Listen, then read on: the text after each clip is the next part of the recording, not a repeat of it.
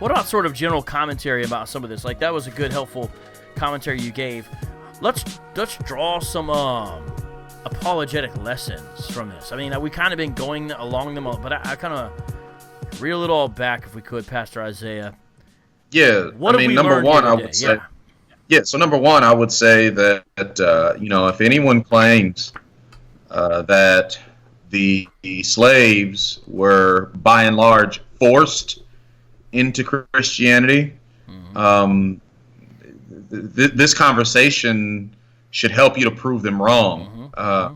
If they say that and they don't know about the first and second great awakening, and they aren't familiar with stories like George Lyle's and David George's. David George was converted as a result of a black man, and a black man preaching the gospel to him, which was George Lyle. These conversations like this help to dispel these false claims about slaves being forced into this.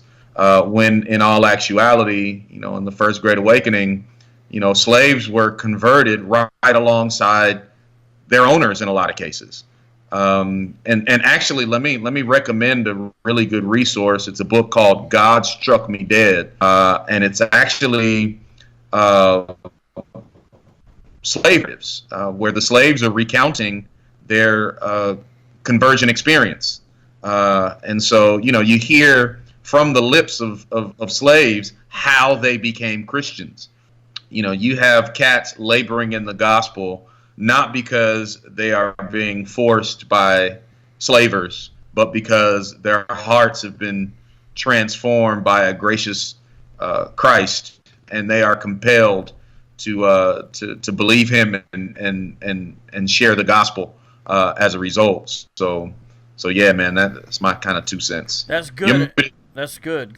Kind of talk to people a little bit about, if you could, kind of what you got going on this year, and maybe just kind of let folks know about that, kind of promote it, and as well if they want to kind of support or be involved in some way with the stuff you're doing, how can people do that, Pastor Isaiah? Because I think the stuff you're doing is a great blessing, and I had asked Adam Coleman, I said, who's a go-to person that I can have a good discussion about these matters that's accessible, not some professor who's just strictly academic, but especially someone who gets the apologetics aspect of all this. And he was like, oh, Isaiah.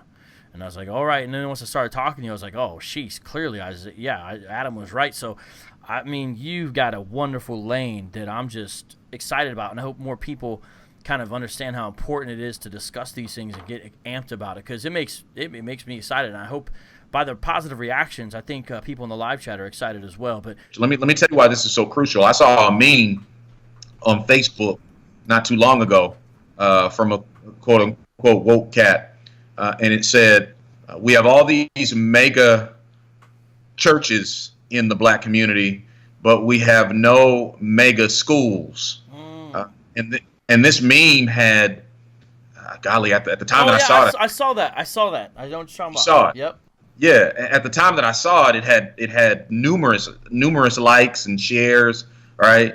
And if the person that created that meme and posted the meme knew Black church history, they would know that the majority of the HBCUs, for example, Spelman was started in the basement of Friendship Baptist Church in Atlanta. Before it was called Spelman, it was the Atlanta Women's Seminary. Morehouse as well was started in the basement of an African-American church. You have Morris Brown College, which, by the way, Morris Brown was an AME bishop. You have Edward Waters. You have Wilberforce in Ohio. Daniel Payne, Bishop Daniel Payne, was the first African-American president of a college, and it was Wilberforce. And Daniel Payne happened to be a black preacher. And so I can go down the list of the contributions that the black church has made to, education within the African-American community. Where are the banks? Well, as a matter of fact, the first independent black bank in the nation was the True Reformers Bank, started by a black Methodist minister. And people can only make these claims when they don't know history, and people will only believe these claims when they don't know history. And you're trying to rectify that. I really appreciate your contribution and everything that you brought out today. Street Apologist. Street Apologist. Street Apologist. Street Apologist.